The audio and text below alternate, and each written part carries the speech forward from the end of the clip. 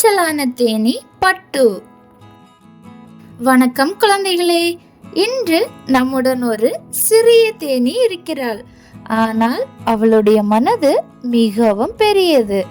சிறியதானாலும் அதிரடியான தோழி. வாருங்கள், கதையை பார்ப்போம். ஒரு அழகான பூந்தோட்டத்தில் சிறிய தேனி பட்டு வசித்து வந்தாள். அவள் மிக வேகமாக பறக்க மாட்டாள், பெரியதும் இல்லை. ஆனால் அவளுக்கு ஒரு பெரிய இதயம் இருந்தது. ஒரு நாள் காலையில் தேனீக்கள் அனைவரும் ராணி தேனியை சுற்றி திரண்டனர். ராணி தேனி கூறினாள், நதிக்கு அக்கறையில் இருக்கும் பூக்களின் தேன் நமக்கு தேவைப்படுகின்றன. ஆனால் இன்று காற்று பலமாக இருக்கிறது. யார் செல்வார்கள்? பெரிய தேனீக்கள் அனைவரும் பதட்டமாக இருந்தார்கள். அது மிகவும் ஆபத்தானது என அவர்கள் சொன்னார்கள். அந்த சமயம் சிறிய தேனி பட்டு தைரியமாக முன்னே வந்தாள். நான் சென்று வருகிறேன், அவள் சொன்னாள். மற்ற தேனீக்கள் எல்லோரும் ஆச்சரியத்துடன் பார்த்தார்கள். நீயா? நீ ரொம்ப சிறியவள். பட்டு சிரித்தாள்.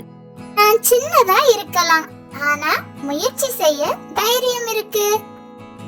அவள் பறந்து பறந்து கடும் காற்றில் நதியை நோக்கி சென்றாள். காற்று அவளை இடப்புறமும் வலப்புறமும் தள்ளியது.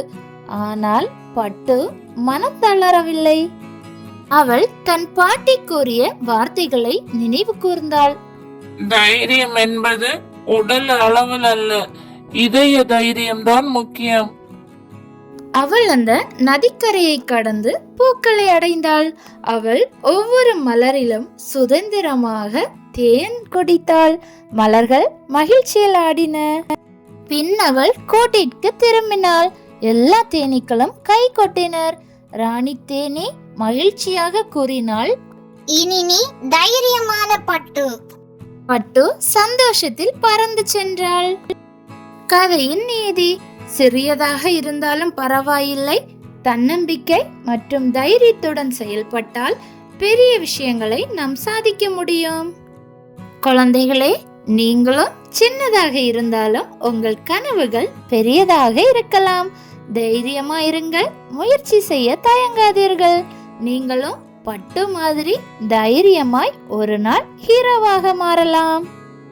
இந்த கதை பிடிச்சிருந்தா லைக் பண்ணுங்க, ஃப்ரெண்ட்ஸுக்கு ஷேர் பண்ணுங்க, சப்ஸ்கிரைப் பண்ணுங்க.